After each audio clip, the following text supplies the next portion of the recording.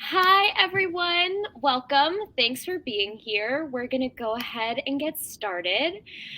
For those of you who haven't met me or haven't seen me before, my name is Margot, and I'm the events coordinator at the City Bookshop in Spartanburg, South Carolina. We're so excited to have you join us tonight for a conversation with author Iman Hariri-Kia, whose debut novel, 100 Other Girls, just came out, and it is Barnes & Noble's fiction pick for August. The book launch was at the Strand. I think it's safe to say this book is like blowing up, and for really good reason. It's so good, it's so smart and fresh and interesting, and I'm just so excited to have him on here with us. Here's the book. Welcome. Thank you for being here. Thank you guys so much for having me. I am just so blown away by the kind words, the enthusiasm for the book. It has been the greatest week of my life, and now it culminates in a great Tuesday evening chat. So thanks for having me. Of course. Before we jump into our conversation, I just want to take a minute to introduce our bookshop to anyone who might be watching and isn't familiar. The City Bookshop is a full-service independent bookstore in upstate South Carolina. We're part of a larger organization called the City Writers Project, which is a nonprofit whose mission is to nurture readers and cultivate writers. We do that by publishing original titles through our press, as well as by sponsoring literary programming in our community, including workshops, book clubs, and author conversations like this one. If you want to find out anything more about us, please head to our website at hubcity.org. Sign up for our newsletter. We always have something going on, and a lot of our events are virtual, so you can join them from far and wide. Also, if you have not yet purchased your copy of 100 Other Girls, please know you can click the green button at the bottom of your screen and buy a copy of the book from us at Hub City. Buying from our bookshop is one of the best ways to support the Writers Project, but you can also just go into any local bookstore. Just make sure you get your hands on this book. Just one more thing before we start our chat. Please feel free to ask questions. Don't be shy. You can use the Ask a Question button. It doesn't look like a button. It doesn't have any sort of text around it. It's just text, and if you click on the text, a dialog box will pop up, and you can input your question there. We'll all be able to see it, or you can also just pop it in the chat, and I'm sure Iman would be excited to answer your questions. Okay, that's enough logistics from me. I'm going to introduce our author. Iman Hariri-Kia is a writer and editor born and based in New York City. A nationally acclaimed journalist, she covers sex, relationships, identity, and adolescence. You can often find her writing about her personal life on the internet, much to her parents' dismay. Iman, thanks again for being here. Thank you so much for having me. I am so excited. As I already said, I never ever get sick of having just thoughtful chats about this book, and I am so excited to get connected to new audience. So hi guys, please do ask questions. I would love to answer all of them. Yes, please do that. So I'm just going to jump in. I got the chance to talk to you a little bit about this before we went live to the audience, but tell us about the book tour so far. Tell us how you're feeling, how it's going. How is it living up to expectations? Tell us all the things. It has been so out of body, I have to tell you. As I mentioned earlier, have been working on this book since 2019. So it's been 3 years in the making. So to go from sort of daydreaming, obsessing, thinking 24/7 about something that almost felt fictitious because it was just living rent-free in my head, to going to meeting real readers and signing copies and talking to booksellers has been, I feel like I'm living in like a fanfic about my own life. It's been really wild. But I'm just really grateful to, Source Books and my team for putting me in front of so many audiences and for really encouraging people to pick up this book, because I don't know about the book changing lives, but the readers have been changing my life. So I'm just really touched, honestly. Amazing. I'm sure the book will change lives. I think good books always change lives. I think this book especially is just, it's so smart and fresh and modern. And I watched another interview with you from maybe a while back where you were talking about women's fiction, it being women's fiction, and how this initially was a term that you kind of weren't the fondest about, but how we often don't see women like reflected in the books we read. And so it's just, I think this book is going to be relevant for a lot of women and connect with a lot of women. So that's exciting. Okay, I know some of those watching may have followed you on Book Talk, so they might know a little bit about this journey and your writing career. So can you speak to that for people who know, and also for people maybe who don't know and haven't followed the Book Talk?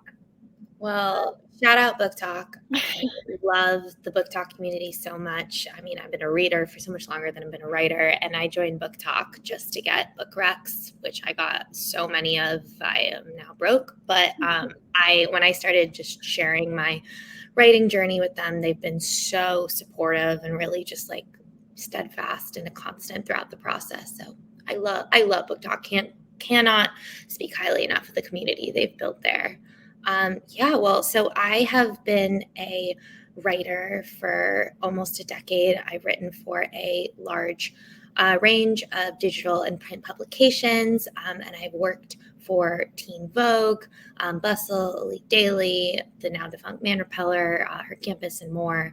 I spent probably maybe like 5 years of my life as a sex and relationships editor for different publications. And I absolutely loved working in S&R. I loved talking, sexual autonomy and sex ed and sexual health all day, as well as sexuality and gender identity. I just thought it was the most universal, all-encompassing vertical, and loved the work I did. And I've also always been a really big fan of young adult content and teen content.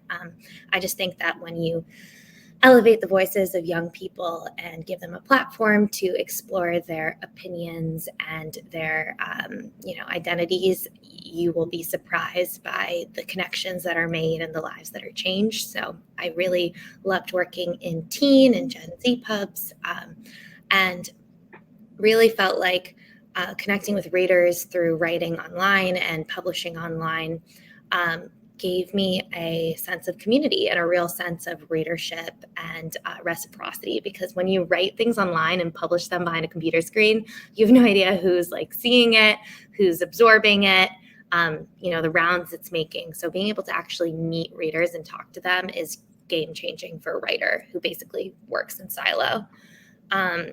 But I started working on this book in late 2019. It's my first. I finished it in 2019, worked on it, editing, giving it to beta readers in early 2020. And then the pandemic hit, and I shelved it for a few months and then began querying in June of 2020, signed with my agent, my dream agent, in the fall or late summer, early fall of 2020. And started working with my publisher in late 2020, early 2021. And it's been, as far as debuts go, I think it has been the best experience. I have really, really loved working on like a long form project like this. It was something that started off as an outlet for me, something I could look forward to working on every day when I got home from work, and a commitment and a reward in a lot of ways for seeing through something that just been percolating in my brain for so long. And now it's, as we talked about earlier, it's really taking it on this like life of its own. It's become its own entity. People are interacting with it in a way I can no longer control, which is scary for any creative person, but exciting. I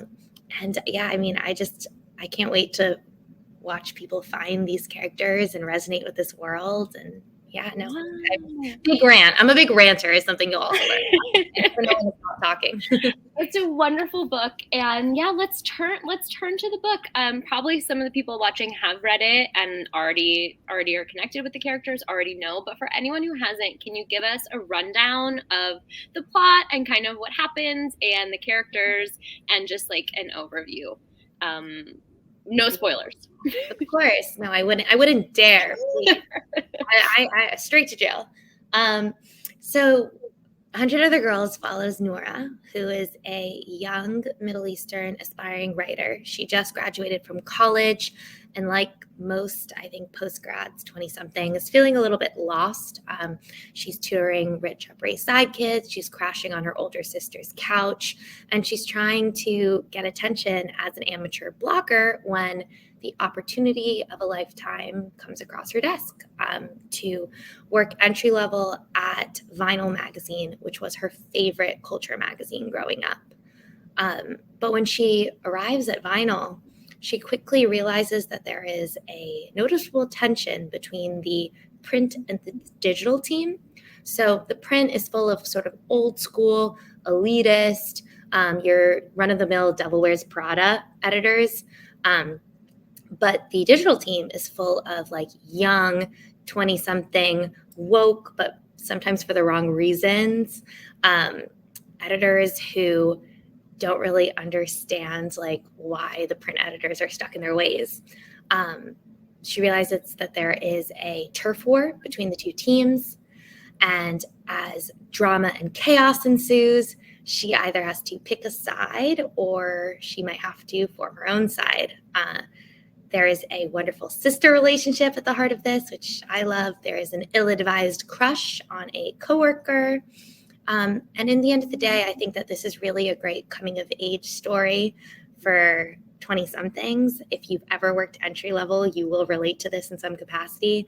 And it's full of really rich shades of diversity. There are a lot of different marginalized characters, and they all really have their own arcs. And, you know, the storyline doesn't really feel like it exploits or depends on their identities. So real representation instead of tokenization, which was very important to me when I wrote it. Absolutely. It really does feel like that. I saw that in the book club guide at the end, that was one of the most important things to you, was having that real representation. And it comes through genuinely. It comes through so truly. So many of those characters are just delightful and totally full and really realized. And I love how at the end you just kind of take, at the end of the book club guide that's in the back of the book, you take that which you executed with your characters and translate it to readers and basically say, like, you are not a token, you are not reduced to your identity, you are worthy just because you are you. And I hope that readers take that. I think readers will take that away from this book. But I wonder what you think about, it's gaining a lot of comparisons to Devil Wears Prada for obvious reasons. I think that was intentional. Can you tell us how you feel about those comparisons and kind of in what ways has this changed from what we might be thinking of when we're using that touch point as a reference? For sure. I mean, I think The Devil Wears Prada is a great reference, but this is in no way a retelling of The Devil Wears Prada. The way I like to think about this is believe it or not, The Devil Wears Prada was written almost 2 decades ago, which makes me feel old. But so it predates by almost over a decade the digital media boom. So what I wanted to do is check in on the beloved landscape of The Devil Wears Prada, sort of this glamorous world of New York media, and look at what's happened since that book was written, and explore the ways in which the decline of print publishing and the rise of digital media has sort of disrupted the landscape of the industry, and the generational tension that has inevitably erupted because of that, and also the ways that, you know, younger writers are being exploited because of it, and, you know, all of the hot button topics that you hear being brought up every day in regards to media. So we're talking about clickbait, we're talking about content mills, we're talking about cancel culture, we're talking about like identity exploitation. And I think that these are all really important topics that didn't exist before the digital media boom. So if you love The Devil Wears Prada, then you'll love this because it is a sort of like, it's a where are we at piece that, through the lens of, you know, like a marginalized writer and other marginalized characters who are sort of also probably read The Devil Wears Prada and were obsessed with it and always wanted to work in media, But when they get there, they realize that a lot has changed and the world might not actually be as it seemed from the outside. It is so crazy to hear that The Devil Wears Prada is so old. It makes me feel incredibly old. But somehow I still managed to relate to this book. And I think one of the reasons why is because the New York media world still feels incredibly glamorous, incredibly attractive, even though we know from reading this book and from, watching the world change that a lot has evolved and a lot has grown. And we also know, most of us, if we listen to the introduction and we have a sense that you kind of are from this world. You have been in this media world. Can you tell us a little bit about, what you think about that persistent glamorousness, even in the face of, a lot of precarity and change? Well, I really drew inspiration from every job I've ever worked in media, from like the entry-level assistant intern positions to the top editor, senior editor. And I really, what I realized throughout, the past decade or so that I've worked in the industry is that one of the byproducts of being constantly plugged in and online and, knowing that you need to drop everything if news breaks, because you need to be the first to break it. You need to be the first to an SEO angle. You need to be sort of like in this sea of competition, fishing for the same ideas, which is, an innate byproduct of the digital media boom and having everyone be online and on the internet, is that it's really hard to create any semblance of work-life balance. And some of the people who you might think have the coolest jobs and, the most coveted careers in digital media are often dealing with mental health issues, anxiety, depression, ADHD.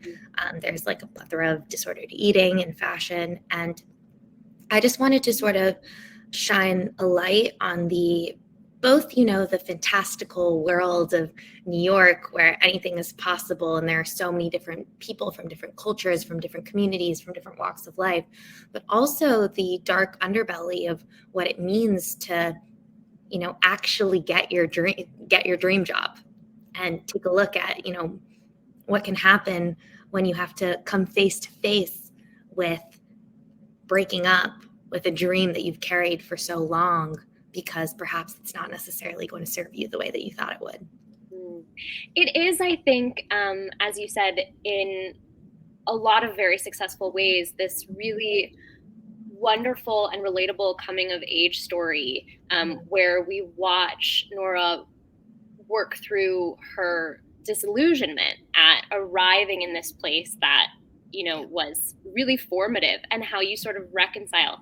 She grew up reading the magazine and idolizing the editor, and how you end up reconciling just sort of that, how formative it was, with once you get there, how you make it a part of your life and how you live authentically, and how you don't maybe abandon yourself in the job and in the industry, how you can have a job in the industry that you love without losing yourself. And I think that all of this happens in that book. She does find her way. She finds her way. Can you tell us a little bit? So I guess I want to go backtrack a bit and talk about when she first arrives. There are a couple things she starts to kind of see some of the downsides, some of the toxicity. And one of the things is her boss being a little bit unhinged and struggling in the way that maybe a lot of boomers in the workplace do with the internet and living online, which is something that she is a native to. So can you talk a little bit about the discrepancy, that fight, that kind of turf war that starts to open up between the people who were print people and the younger generation who's used to living online? Yeah, 100%.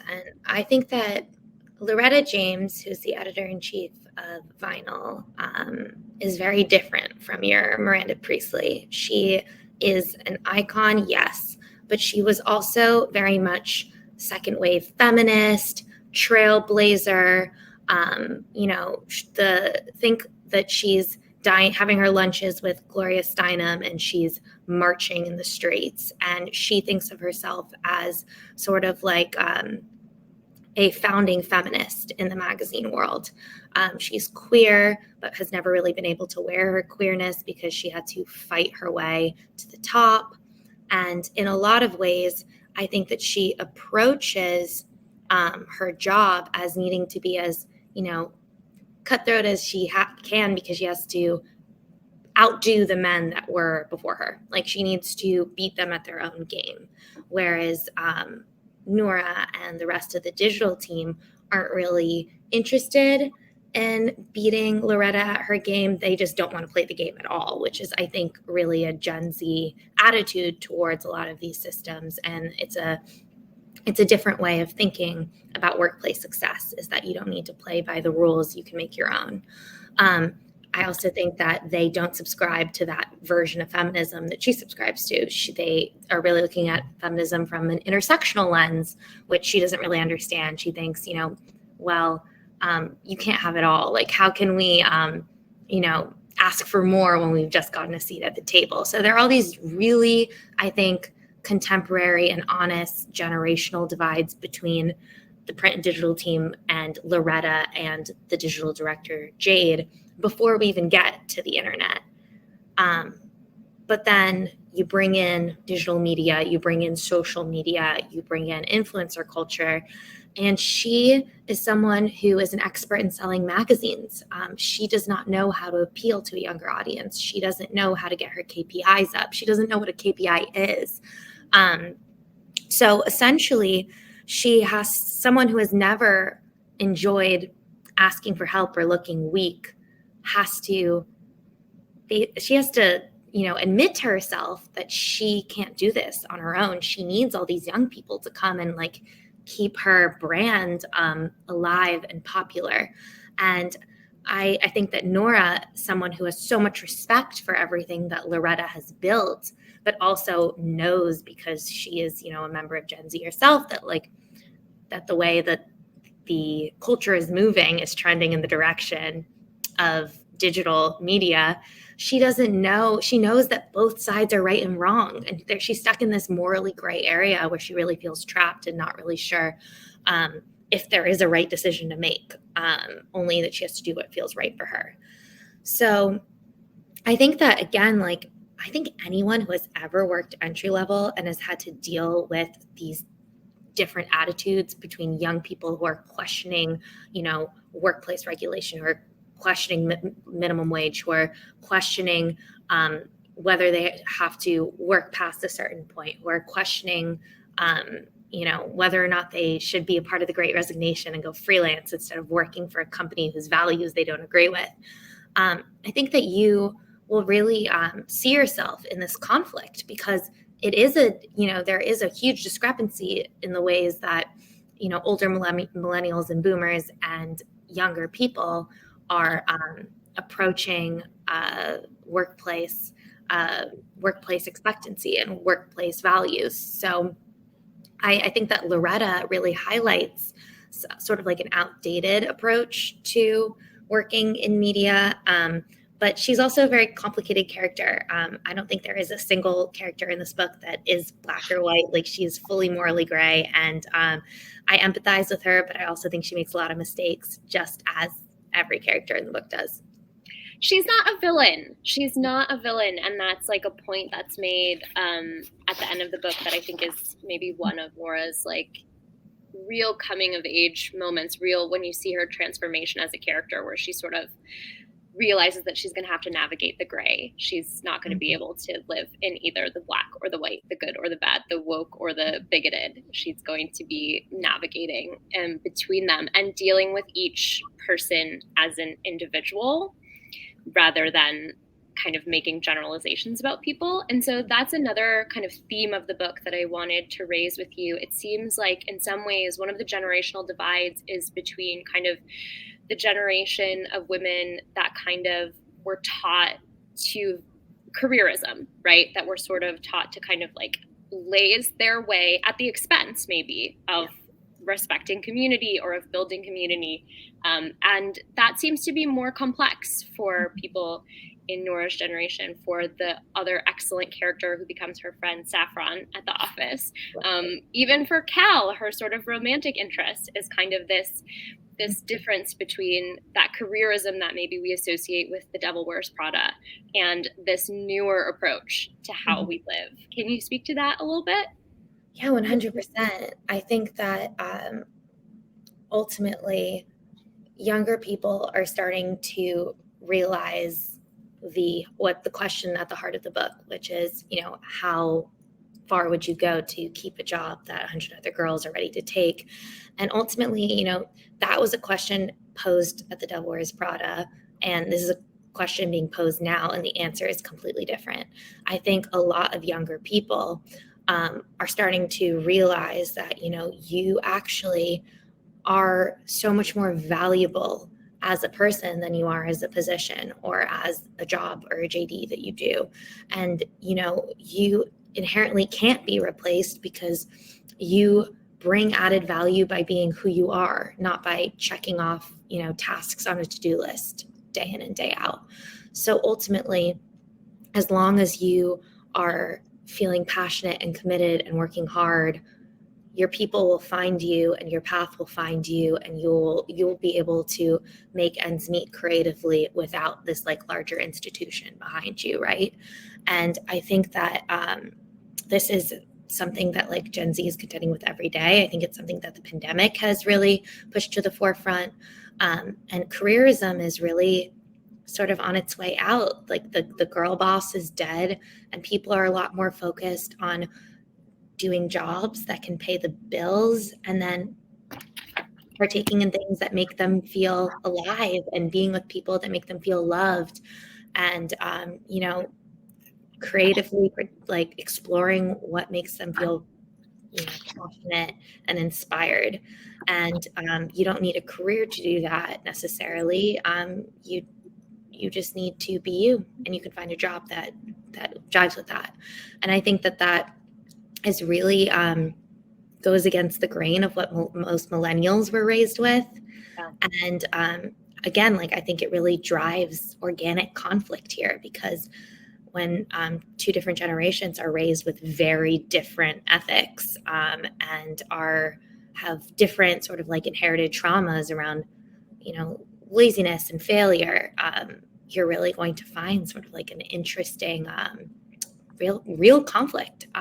So I can't wait to see what people think, and I can't wait to hear who they empathize with, because I definitely think that there are no villains or heroes in this story, really, except for Layla, who I love. She's wonderful. She's wonderful. Do you want to talk about Layla a little bit for anyone who maybe hasn't read the book or finished the book? Yeah, of course. Layla is Nora's older sister.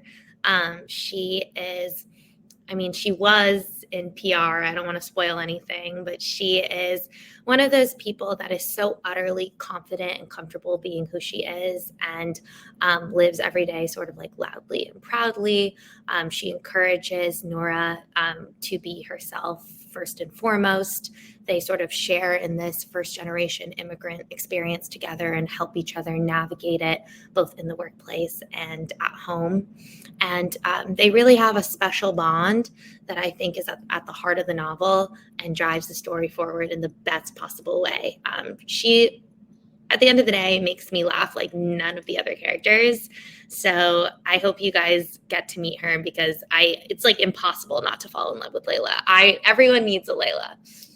That's so true. Everyone does need a Layla. She's a wonderful character, and I just want to step out of the themes and talk about your writing, which is so wonderful. The description, especially, as we're talking about Layla, I'm picturing the description of the apartment when Nora first walks in and just says, it's her in physical apartment form. That's what the place is. It's her sister's personality in place form. And I could see everything and touch everything and feel everything in the prose. So even as there are great themes and just really a lot of interesting topics of conversation to dig into. Your prose is so good and so witty and like so filled with all these references to like real things that we contend with and real places in New York. And I was like underlining and circling for like my next place that I need to visit when I go to New York. So that is just so wonderful. And I wanted to make sure that I didn't go without saying that. And I want to circle back to something that you mentioned, which was how the first generation immigrant experience plays into this novel. There's a passage that I underlined where Nora is talking about how her kind of people-pleasing desire to kind of make everyone love her, which I think is something that so many people can identify with, especially women, has been informed by the immigrant experience. And she just says, this is me reading from the book, "You're always so hyper aware of your otherness, of the ways that you stand out. What makes you an individual innately becomes your greatest weakness, not a strength." People pleasing is a product of that struggle. And I just thought, oh, like, first of all, that's just so well put and just so well expressed. But also, like, I think it's one of the things that she struggles with, that you kind of see her come sort of through the other, as a coming of age, you see her come out the other side. But that the idea that who you are as an individual could be a weakness and not a strength is just, I'm sure, an experience that other immigrants share, that other people share. And I wanted maybe to hear if you had more to say on the topic, because that's so beautifully put in the book. And I hope that people can read the book and come away with the same kind of work through it and like rebuttal to it that Nora gets out of the book, out of her experiences. Wow, thank you for reading that. Honestly, sometimes I hear people read from the book and I'm like, did I even write that? Yeah, no, for sure. I think that anyone who is marginalized in a way that is immediately noticeable, in my experience, grows up at some point desperate to pass as badly as they can. You know, they want to blend into the walls. They want to sort of melt into the floorboards. They want to make themselves as small as possible so that no one is constantly pointing out their otherness. And I experienced this, you know, I grew up in New York, which is, you know, very diverse, but I went to a pretty homogenous, you know, majority white school for 13 years. And I was sort of like desperately aware of the ways in which I differed from my peers. And because I couldn't, you know, you can't erase the way you look or, you know, the way your family sounds or where you're from, you learn to sort of cope with it by two things. One, again, like passing the best that you can and making yourself as palatable to people as possible. And two, trying to be like the good kind of person of color, or trying to be like the right kind of marginalized person. And I think that people pleasing is really interwoven with that, because you have this idea that, oh, if I get everyone in this room on my side, if I do this one thing right, if I get this person to love me, then I'll finally be enough. And I think that ultimately something that Nora has to learn, and something that I hope, you know, all marginalized people, you know, have this experience of, you know, really processing and analyzing and coming to terms with, is that, you know, you are inherently enough already. And part of growing up, for me at least, has been finding that self-worth inside of myself and learning to draw boundaries and removing myself from situations where I feel like I have to please people or manipulate myself or make myself small to make others comfortable. So I think that that is really what I was trying to get at in Nora's experience. And apologies, because my apartment has big windows and the sun's setting. That's okay. You said you're glowing. Yeah, I don't know what's happening. But yeah, I think that that quote just gets at that internal struggle. And I think that there are many more times in the book where Nora really has to point out that the decisions she makes and the mistakes are really connected to the way that she was raised and the person she was born as, and the ways in which her identity helps her move through the world. So, yeah. Absolutely. It's a really important, powerful message in a book that's, you know, I want to turn to, like, in a book that is sort of so fun and so easy to read, and then you have these like just really impactful, like I have underlines of just like great witticisms, little like one-liners that she does to like all the obnoxious men that she encounters, and then also underlines of these just like really, really powerful things. So it has just like this incredible breadth of insight in the book, which is like something that is, I think, really sets it apart and is so wonderful. But to turn to a lighter thing, one of the things yes, please. one of the things that happens in the book is something Nora writes goes viral. And that is such a, I'm trying to imagine us like a decade ago even saying the words go viral. Like people wouldn't even have known what that meant. Probably Loretta James right now doesn't even know what that means, or only knows because someone explained it to her. Can you talk about kind of like what the role or what the impact of that event is in the book, and you know how it's a unique element of like modern day culture? Yes. So it's interesting because Nora's experience going viral is both like exhilarating and frustrating for her, because she doesn't exactly go viral as herself, and I won't be elaborating. You have to read. So I think part of her experience going viral is one of frustration, because we were just talking about people pleasing and the immigrant experience, and you know, people like, you know, thinking that you are worth taking note of. And I think in some ways she thinks, oh, perhaps, you know, I'm finally getting that recognition, but she can't get it fully because of the situation that she's in. And this is when I say everyone's morally gray, you're like, oh, but Nora, that's not the point of why you wrote the article and why it went viral. But she's a human, and, you know, she's a first generation human, and she wants that validation so bad, and she can't get it, and she feels herself so close, which is frustrating. But going viral is a very unique experience for anyone who has ever written or published or posted anything online. And I've worked in digital media for years, and I've had the distinct pleasure and nightmare of going viral several times. And I wanted to create almost like a fantastical version of the absurdity of it.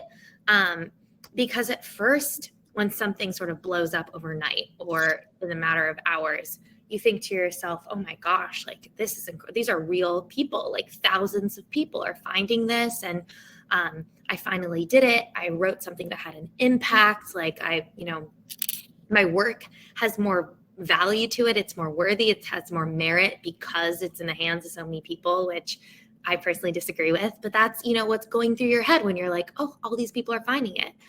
And then you have the other side of it, which is that anything that gets praised for long enough will also get publicly critiqued. And you'll get sort of like a lively debate on Twitter. You'll get trolls in your messages telling you exactly what they think of your writing as well as your face. And you'll get people from your own personal life reaching out to say, hey, I read this and I have my own thoughts and this reminded me of this. And all of a sudden you'll realize that, and this is something you and I talked about a little bit before this started, that a byproduct of virality is you have absolutely no claim on what you've created. You lose complete creative control of it.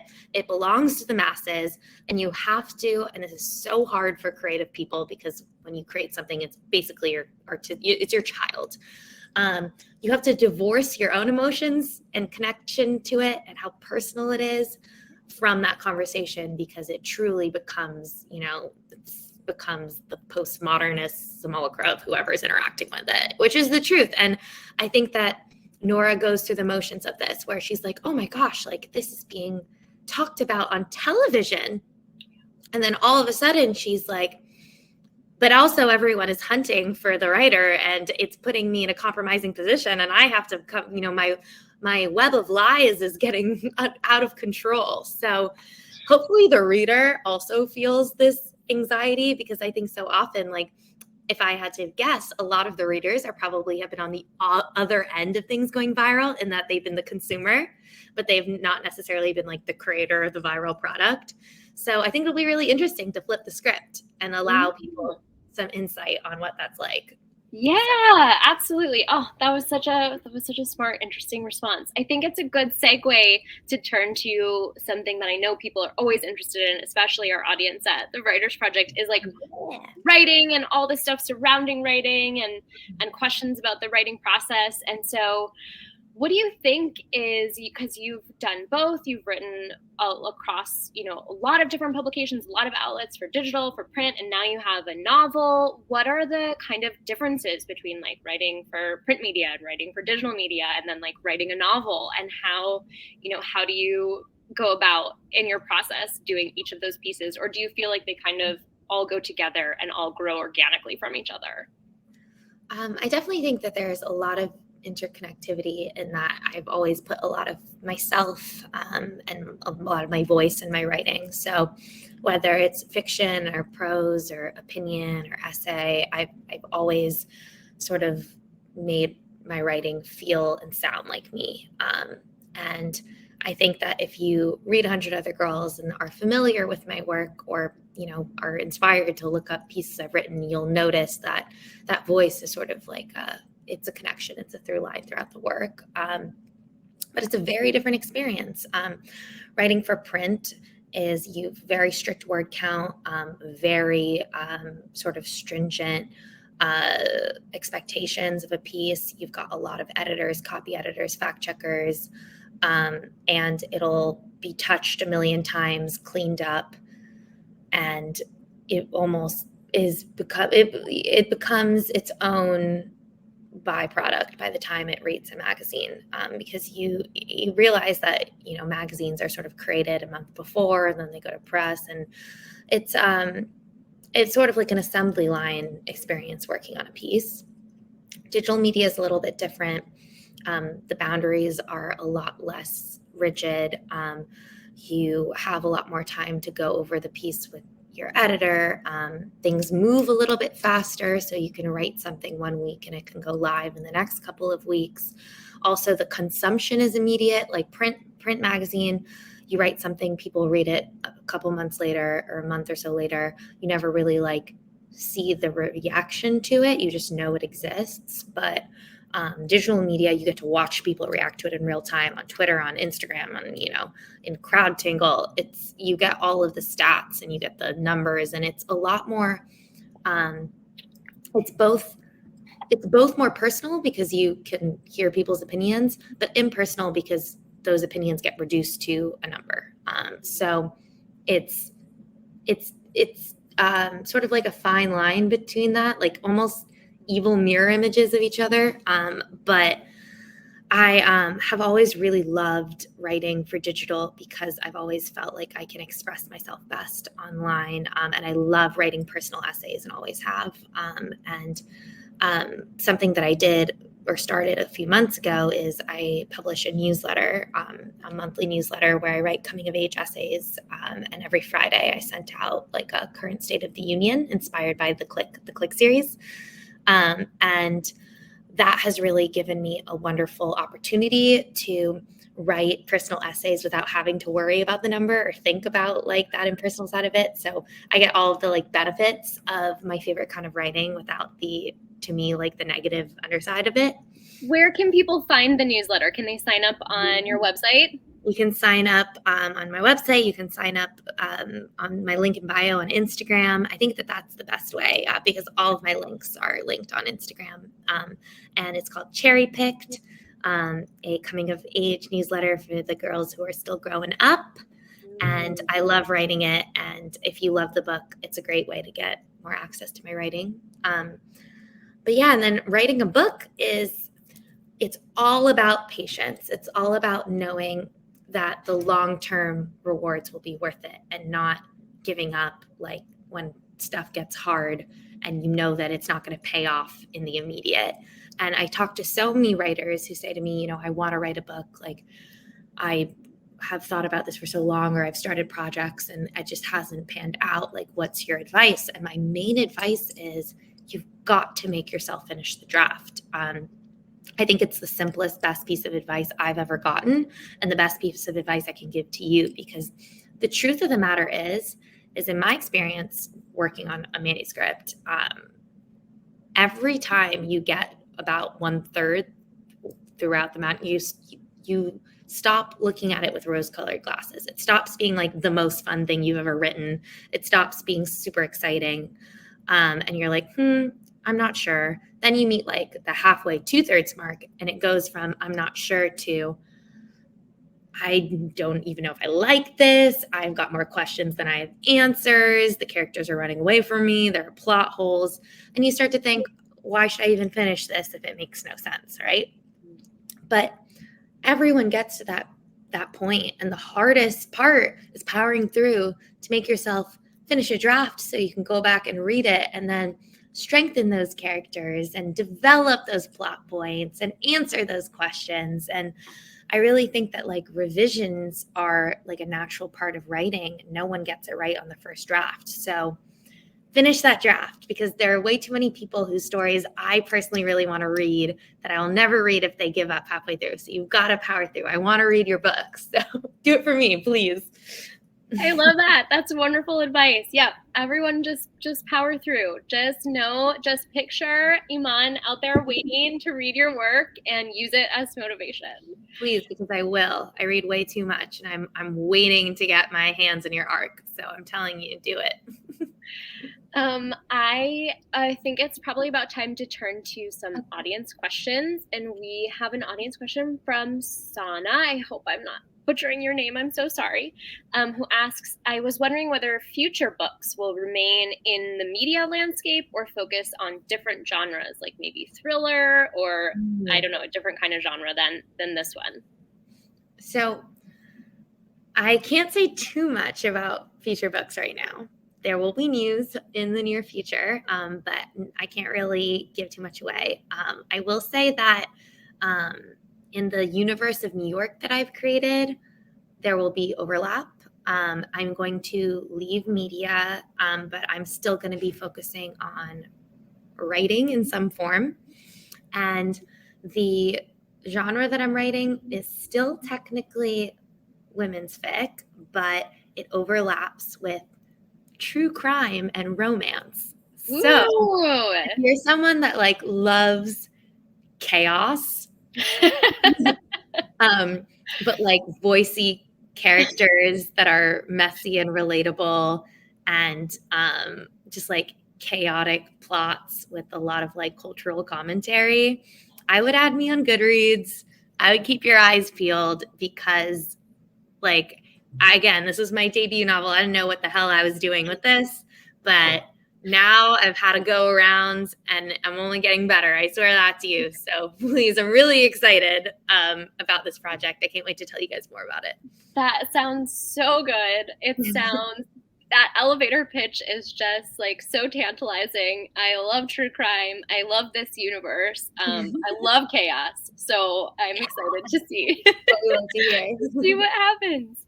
Our next question comes from Meredith, who asks, how has your social media community impacted your writing process or publicity? I loved the campaign you did with Book Talkers and your book merch. Yeah, talk about your book merch a little bit. Thank you so much.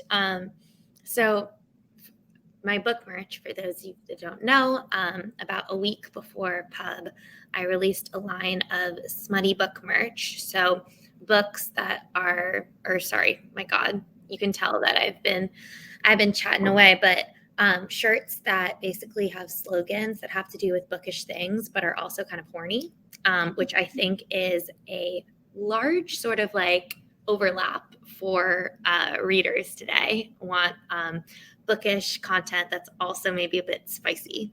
And I got the idea because I was looking for shirts like these and realized they didn't exist and decided to make my own.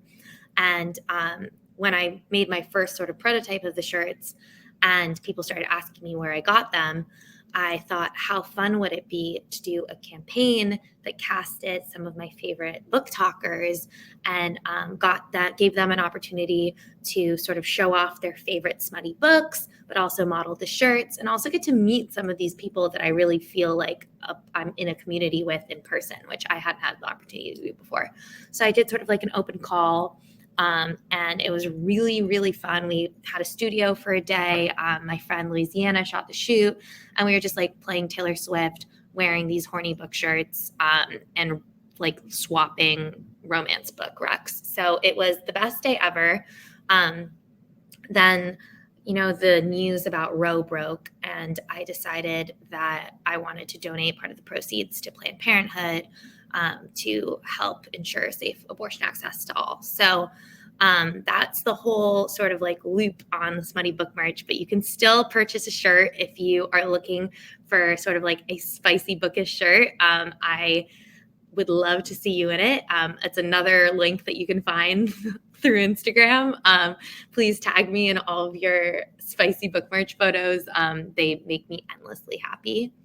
But anyway, to answer your first part of the question, I really did not know much about publishing before I started this process. I didn't have that many friends in publishing. I didn't know many authors.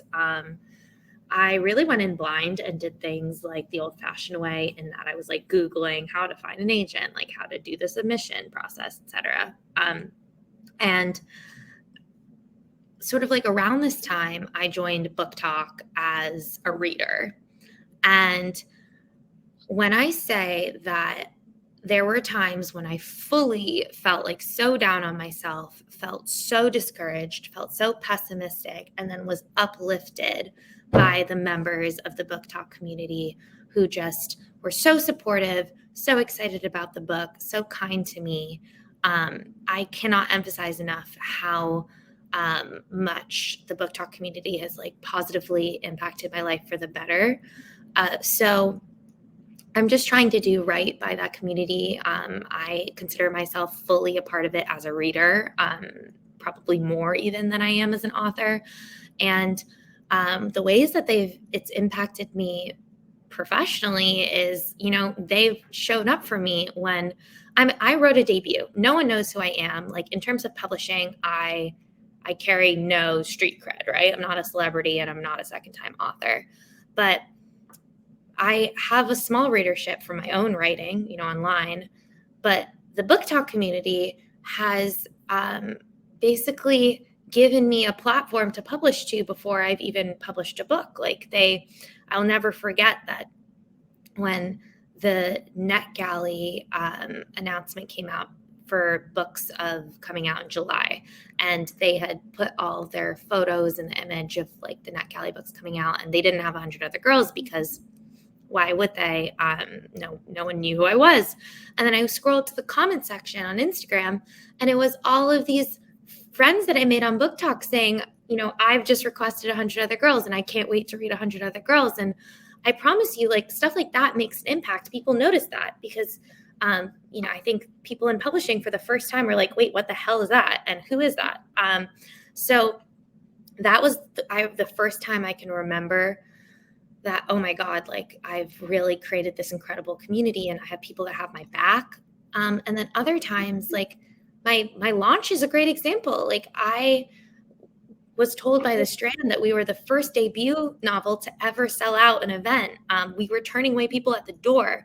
And I will never forget this. Like I was so nervous arriving, so nervous. I walk into the room and I do like a quick scan and I see like my parents and my like friends, my boyfriend's family came. And then I look to the left and I see so many faces that I recognize from Book Talk, like so many people who I've only seen on TikTok before. And my heart grew like literally 10 sizes. I could not believe it. And afterward, when I was doing like the meet and greet signing books, I was calling everyone by name. I was like, Steph is here, David is here. Like, and it was just, it felt so good. And like we really created a real community and real connectivity. So all this to say that I am so grateful for them, because not only have they helped me in this professional capacity that I just mentioned, they've helped me in the personal capacity, which is that sometimes I just don't want to write, and I don't want to work, and I don't even want to get out of bed. And the kind words really carry me through. So long rant again. I warned you, though, that I'm a ranter. Sorry. But I was just mesmerized. I love hearing that. I mean, what a wonderful, Meredith, thank you so much for asking that question. What a wonderful community, and to see just how full and vibrant and supportive it's been. It gives me some hope in humanity and the future of humanity. Not to say that I didn't have any, but that's so wonderful, and I hope it continues to grow and expand. And any other writers, readers listening who aren't on the book talk yet, get yourself there. Connect with the people who will really have your back, will really be supportive of you. On that note, I wonder, because you were saying you reading all the time, you're probably reading other people in the community, their stuff that's coming up. What are you looking forward to? What's like lighting you up? What are you recommending to read besides 100 Other Girls right now? Okay, so thank you for asking this amazing question. So I just read my 95th book of the year. So I am very much to brag, because it's my one joy in life. And I have to say, I'm like opening my notes app to see. I don't Goodreads, because I hide from reviews. So I've got my notes app of all the books I've read, because I also want to keep track, so I can, for this very purpose. So I don't even need to look at my phone to say that my favorite book of the summer has been Every Summer After by Carly Fortune. I just think it was like the best debut I've read all year. I love Carly's writing. I love the romance between the two characters. I love the nostalgia of childhood. And you can just share her writing. Like, if you love descriptive writing, she just is able to capture what it feels like to have like the heat on your back from the sun, and like the water drying on your skin, and the smell of sunscreen, and the taste. It's just really, I loved it, and I have been thinking about it a lot since I've read it. But recently, that's like my big book of the summer. But this last month, I read a few books that I really loved, including Dead Romantics by Ashley Poston, which I thought was really like funny and creative rom-com. Like, at first I was like, she's not going to be able to sell me on a girl who falls in love with a ghost, because I signed up for a paranormal romance. Like, are they going to have ghost sex? And then I just didn't see a single twist coming. I thought it was so well done. Recommend for anyone that wants like a fun rom-com that isn't like trope ridden and sort of flips the script on the formula. And then what else have I read in the last month? I loved The No-Show by Beth O'Leary. I thought that it was an unbelievably creative book that was full of beautiful prose, and everyone says to go into it blind, not knowing what it's about.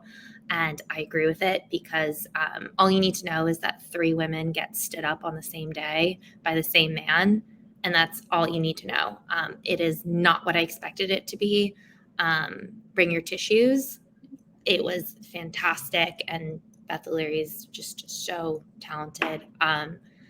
What else? I loved Boyfriend Material and Husband Material by Alexis Hall. If you want to chortle every 5 minutes and have everyone around you be like, what are you reading? Like, why? It is, Boyfriend Material is one of the funniest books I've ever read. Like, it is just so fantastic. And if you want something with a lot of levity in it, it's for you. And then last, I will say, Honey and Spice is a debut that just came out that I adored. At first, it took me a second to get into it. And then when I hit the 1/3 mark of this book, I could not put it down. I think in a lot of ways, if you loved 100 Other Girls, you'll love Honey and Spice, even though it's a romance and not women's fic, because like the cultural commentary is on point, like the pop culture references and the slang is on point. there's, instead of a sister relationship, there's a great best friend relationship at the heart of it. I absolutely loved it, and I'm going to be recommending it to everyone. Sorry, again, I could talk book recs. Do you guys have another hour? Because I'm about to go. Because that was literally just July. Let's do summer. We'll have to ask you to come back just to talk about all the book recs. Oh my gosh, I would love to do that so much. Iman, thank you so much for being here. That was a wonderful conversation. All the audience, thank you so much for being here. Do not forget to grab your copy of this book. It has been such an honor and really a pleasure. And everybody, make sure you go grab this book. And this will live here at this link. So if you have friends, anybody who wanted to pop in but couldn't, you can send them the link. They'll be able to watch the recording. The recording will also be on our YouTube page at Hub City's YouTube page, so you can find it there. And that's all. We're going to let everybody go and start getting those books read that Iman recommended. So thanks for having me, guys. This has been the best ever. Thanks for making my week so special. I'll talk to everyone later. Bye. Bye.